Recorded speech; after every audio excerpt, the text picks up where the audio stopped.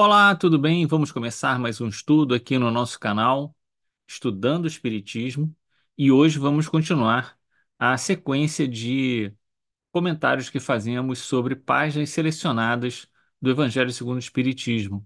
Se você não assistiu aos estudos anteriores, tem um cardzinho aqui em cima que você pode acessar as páginas selecionadas dos estudos anteriores, assim como outros estudos também feitos aqui no nosso canal, sempre comentando passagens do Livro dos Espíritos, do Evangelho segundo o Espiritismo, casos do céu e inferno e outras mensagens e comentários sobre as obras de Allan Kardec.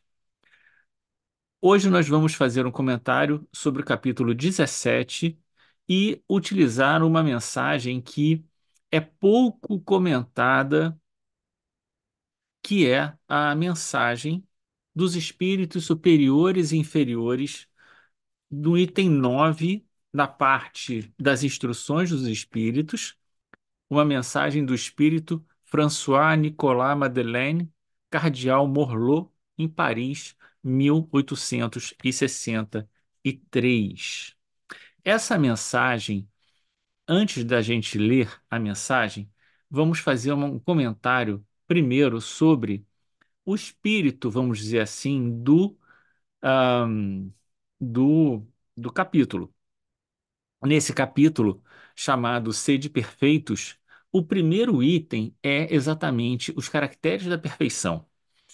Esse item, e que a gente vai ver aqui como caracteres da perfeição, também é a mesma passagem que está no capítulo Amai os vossos inimigos, que é exatamente a ideia de amai os vossos inimigos, orai por aqueles que vos perseguem e caluniam. Exatamente essa passagem que Kardec usou lá, ele usa aqui nos caracteres da perfeição,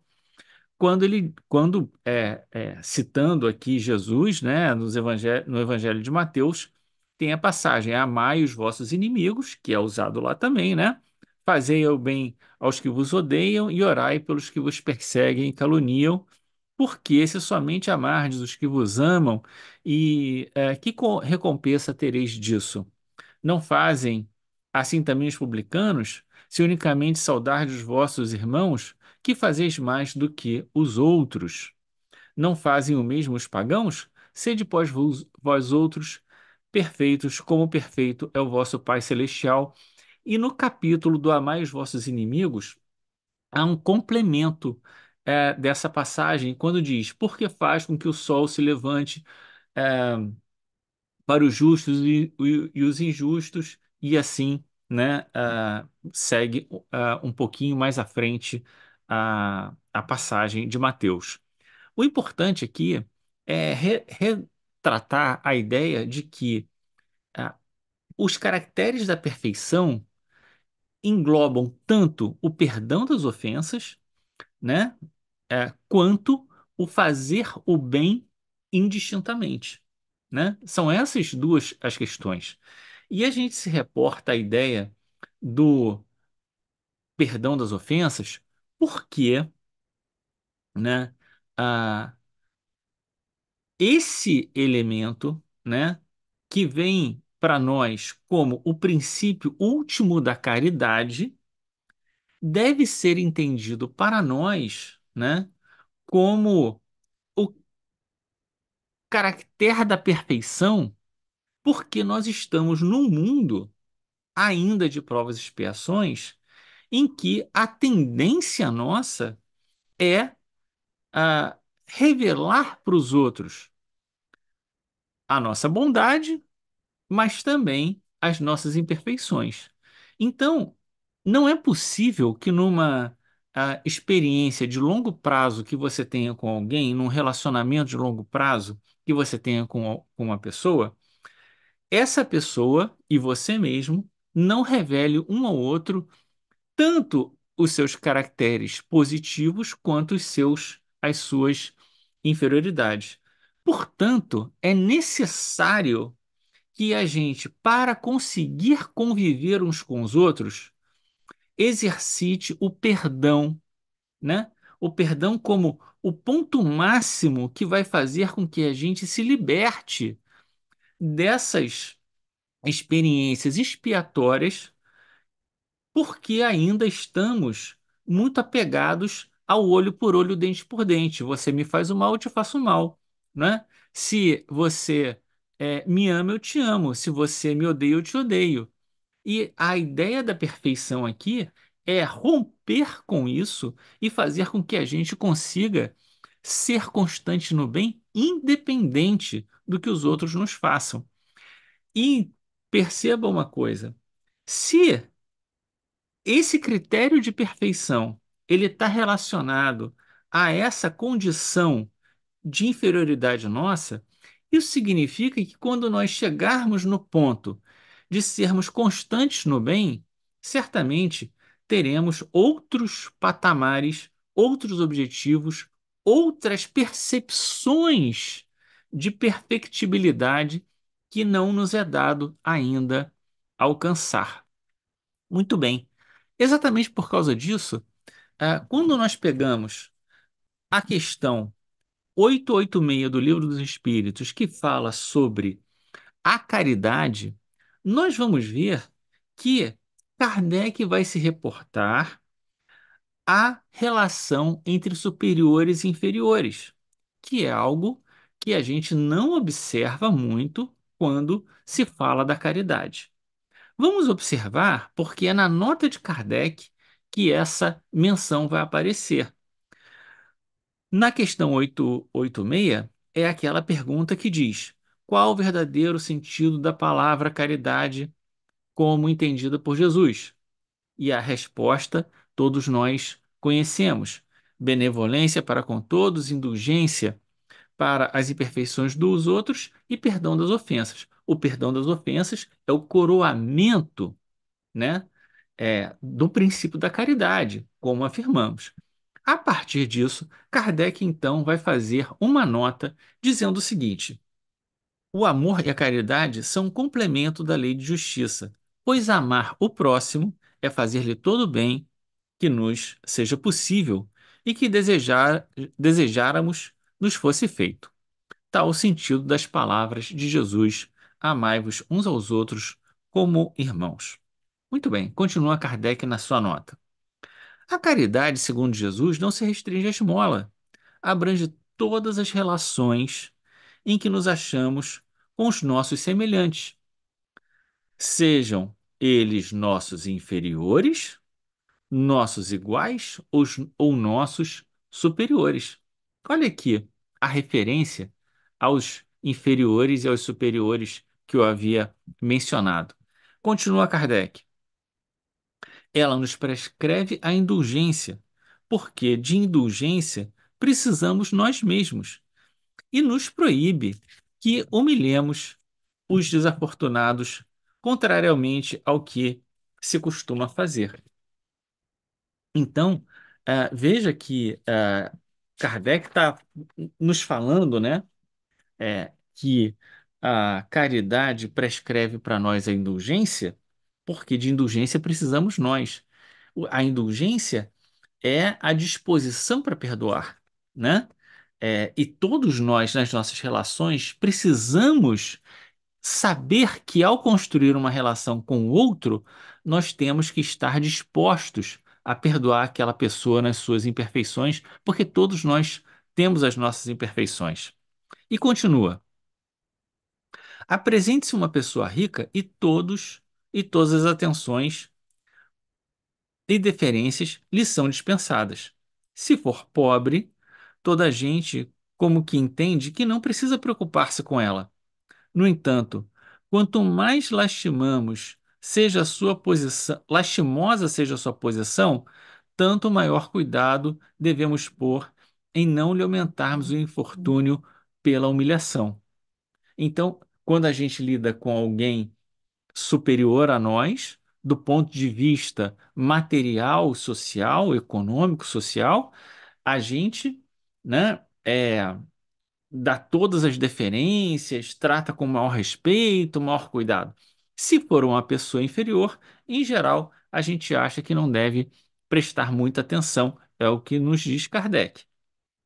Mas ele vai nos advertir dizendo: no entanto, quanto mais lastimosa for a posição dessa pessoa, mais cuidado a gente deve ter para não humilhá-la. E continua: o homem verdadeiramente bom procura elevar a seus olhos aquele que lhe é inferior, diminuindo a distância que os separa. Então, observe que aqui o inferior pode ter duas conotações. Pode ser inferior do ponto de vista material, que é o que Kardec na sequência que Kardec está dizendo, né? Do ponto de vista material, social, é inferior, né? Então, se ele é inferior materialmente, a gente tem que tomar cuidado, né? Materialmente nesse sentido, econômico, social, enfim. A gente tem que ter cuidado de não humilhá-lo mais ou não humilhá-lo com a nossa ação, né? A gente deve tomar cuidado com isso.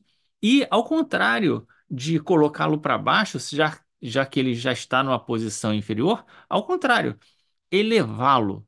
Essa elevação daquele que é inferior, né, é uma caridade. É mostrar que, a despeito da condição inferior, é, econômica, social que ele se encontra agora, ele é uma pessoa valorosa, ele é uma pessoa que tem valor, ele é uma pessoa que tem que ser considerada, tem que ser considerado como igual, independente da condição social, né?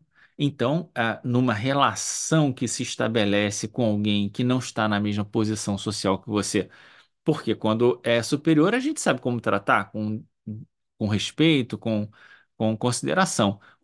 A questão é aquela pessoa que está na condição inferior. Então, esse elevar-se a seus olhos é a caridade. Mas a gente pode considerar o inferior de outra maneira, que é exatamente quando a pessoa ela comete um deslize, ela erra, né?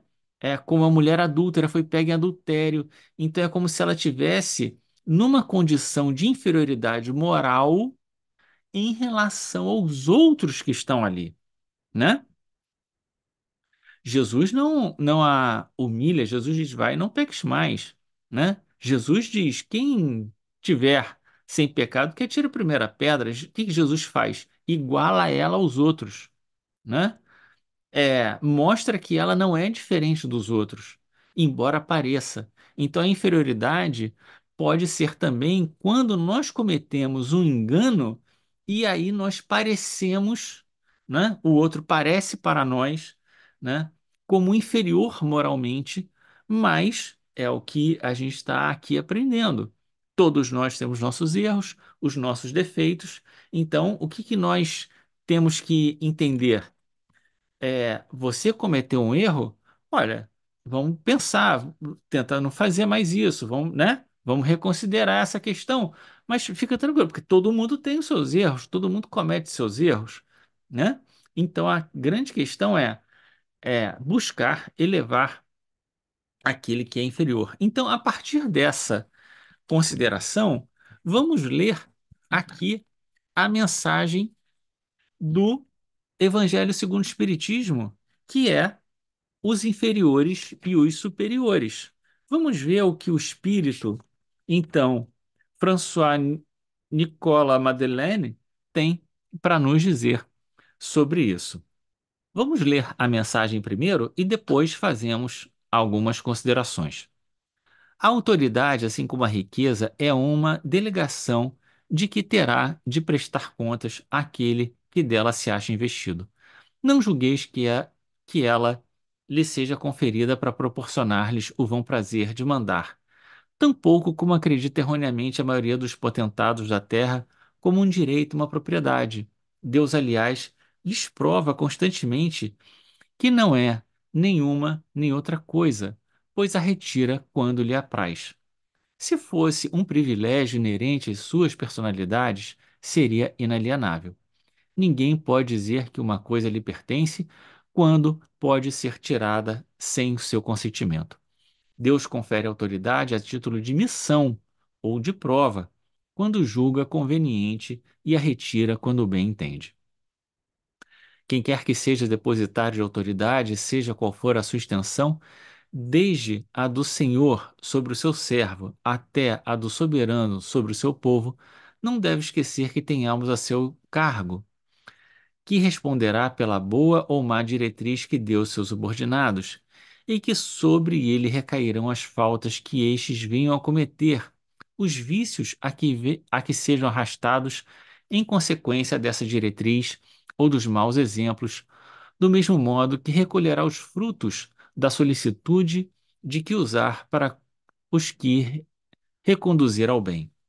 Todo homem tem na terra uma missão, grande ou pequena, missão que sempre lhe é dada para o bem, seja ela qual for.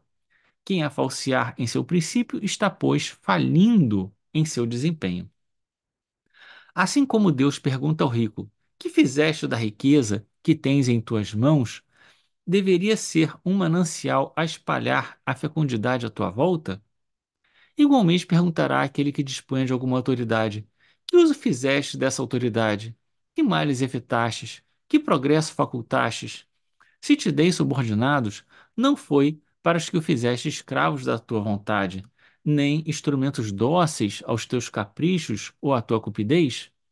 Fiz-te forte e te confiei os fracos para que os amparasse e os ajudasse a subir para mim.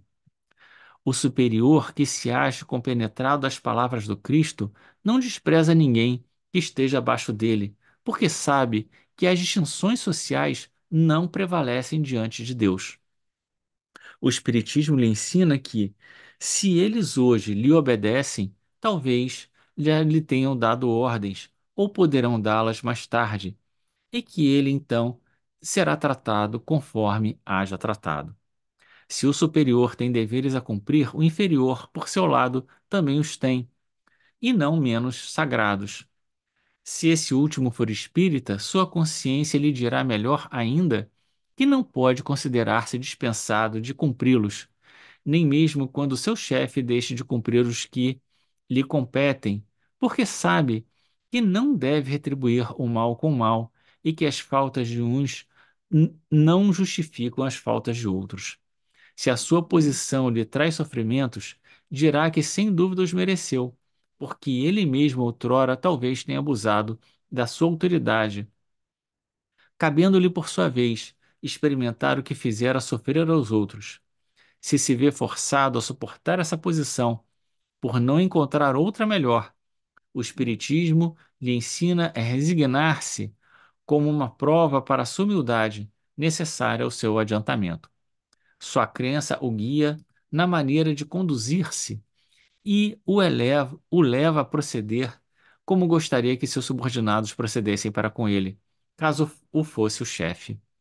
Por isso mesmo, ele se mostra mais escrupuloso no cumprimento das suas obrigações, porque compreende que toda negligência no trabalho que lhe é confiado resulta em prejuízo para aquele que o remunera e a quem ele deve o seu tempo e os seus esforços. Numa palavra, ele é induzido pelo sentimento do dever, que a fé lhe dá, e pela certeza de que todo desvio do caminho reto implica uma dívida que cedo ou tarde terá que pagar.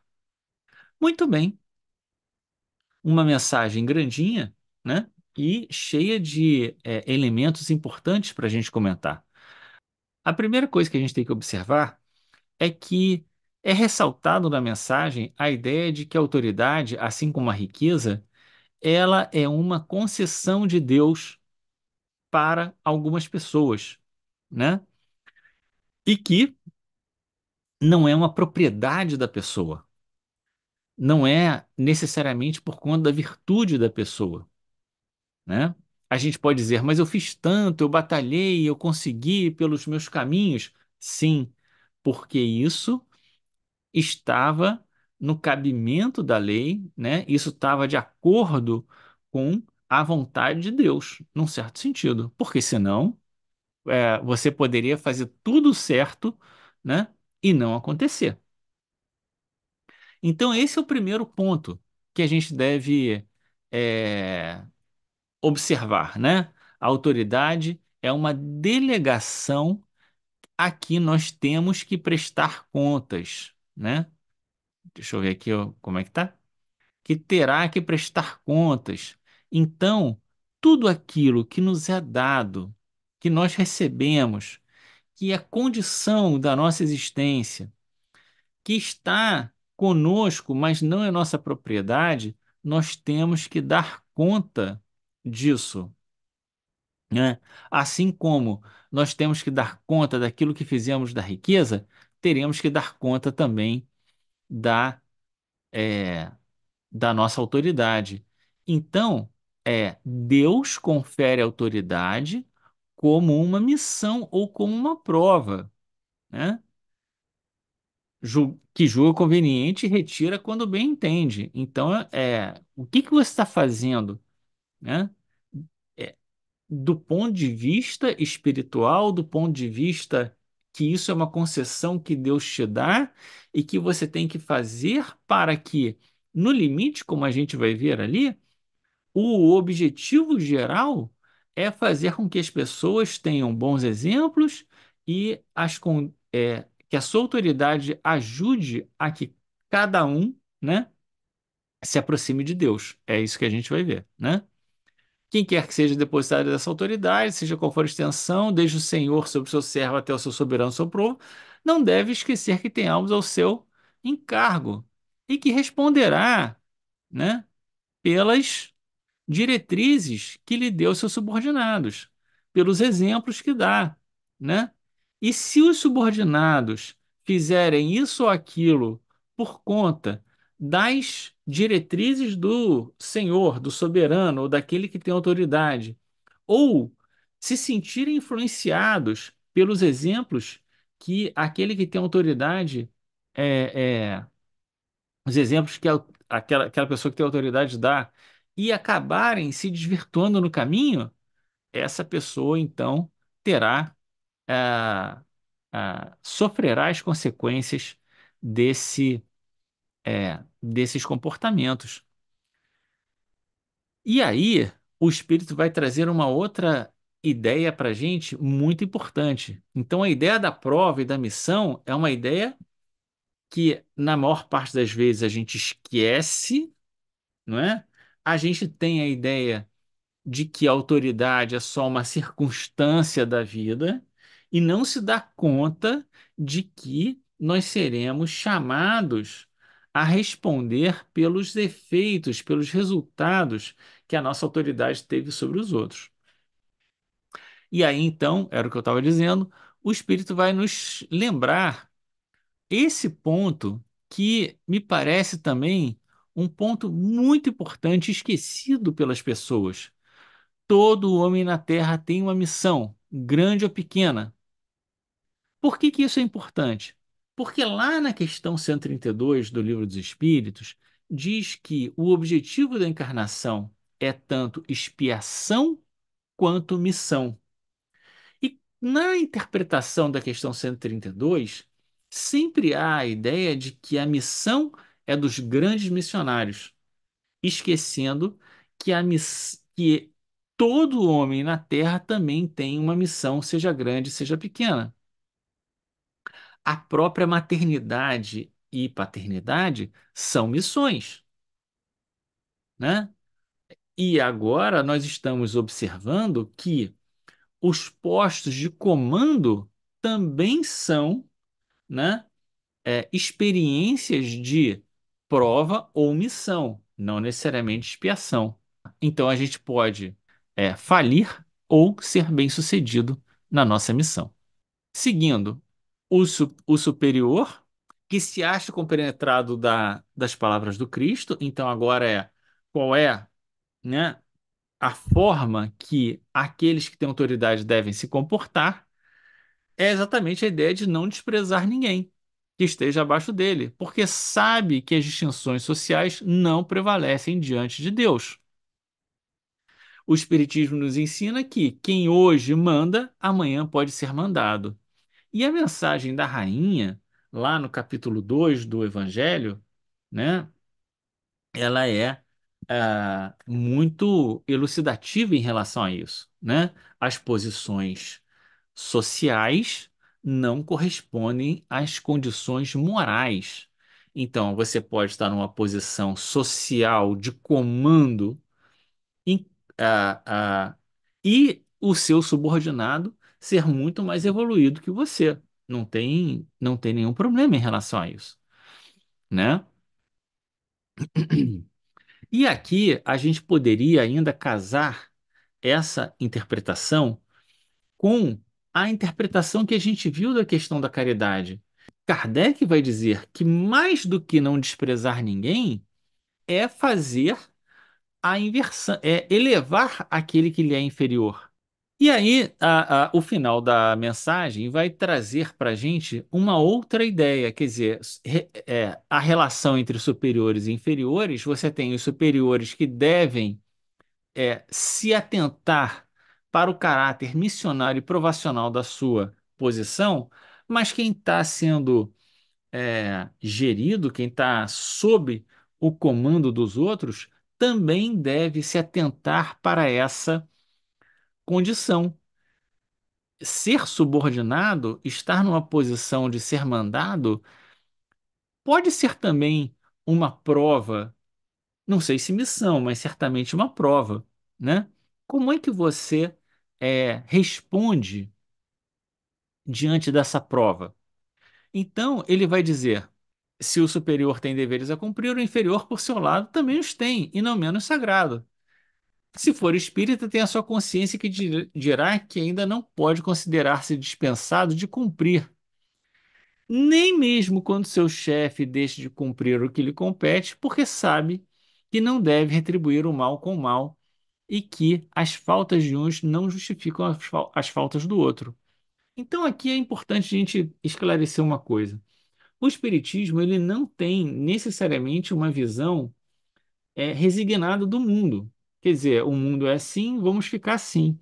Aqui mesmo na resposta, o Espírito François, e quando a gente pega lá sobre a questão da justiça das aflições, vai se perguntar assim: mas será que a gente não pode modificar as nossas provas, as nossas provações, né? A gente não pode, diante de um problema que a gente está vivendo, a gente não pode tentar modificar isso, sair dessa posição? E a resposta é assim. Agora eu não estou me lembrando exatamente onde é que está isso, mas eu vou colocar aqui embaixo a, a referência do Evangelho. Ele diz assim: olha, Deus deu a inteligência para que a gente supere as nossas provações. Então, às vezes, você está num lugar, né, que é isso que o Espírito François vai nos dizer. Você está trabalhando ali, né? É, se você está numa condição em que você está sobre uma pessoa que é injusta, que ela não te trata bem, ou é dura, né? Usa mal a sua autoridade, você tem duas possibilidades. Uma possibilidade, você tem a possibilidade de você dizer: olha, isso aqui eu não quero, isso aqui não é para mim, e você sair. Às vezes, essa possibilidade de sair não se afigura claramente para a gente, né? Se você, por outros meios, consegue sair daquela posição, sai, né? A gente não tem que ficar comprando o sofrimento gratuitamente, né? Há condição de fazer isso? Faça, saia, liberte-se desse problema, né? Agora, se não há condição, aí você se resigna. Aí você se resigna. Enquanto você estiver naquela, né, relação, né, de subordinação, o que você estiver fazendo você deve estar de acordo com a sua consciência. Faz o melhor. É o capítulo C de Perfeitos. Faz o melhor, independente do que o outro faça. Também nessa relação. Claro que, como nós falamos, você pode, né, procurar outra coisa, sair dali, né? Nem sempre você vai conseguir, E aí a questão da resignação se coloca não só para esse tipo de situação, mas para qualquer tipo de situação provacional. As situações provacionais são assim, elas desafiam a nossa inteligência. Você consegue vencer essa dificuldade usando a sua inteligência? Ótimo, vai e faz, né? Os recursos que você tem, ótimo, vai e faz. Não consegue, não tem condição, você já tentou de tudo e não deu certo? Resigna, né? É, essa é a recomendação do Espírito aqui e lá na outra mensagem que eu vou colocar aqui, como já disse, é, que fala isso explicitamente, né? Então, vamos só relembrar aqui a mensagem. Sua consciência lhe dirá então que é preciso considerar-se, não pode considerar-se dispensado de cumprir as suas obrigações, né? Nem mesmo quando o chefe deixa de cumprir. Se a sua posição lhe traz sofrimentos, dirá que sem dúvida os mereceu, porque ele mesmo outrora talvez tenha abusado da autoridade, cabendo-lhe, por sua vez, experimentar o que fizeram aos outros. Se se ver forçado a suportar a posição, por não encontrar outra melhor, ou seja, você não é obrigado a fazer isso, a ficar naquela posição.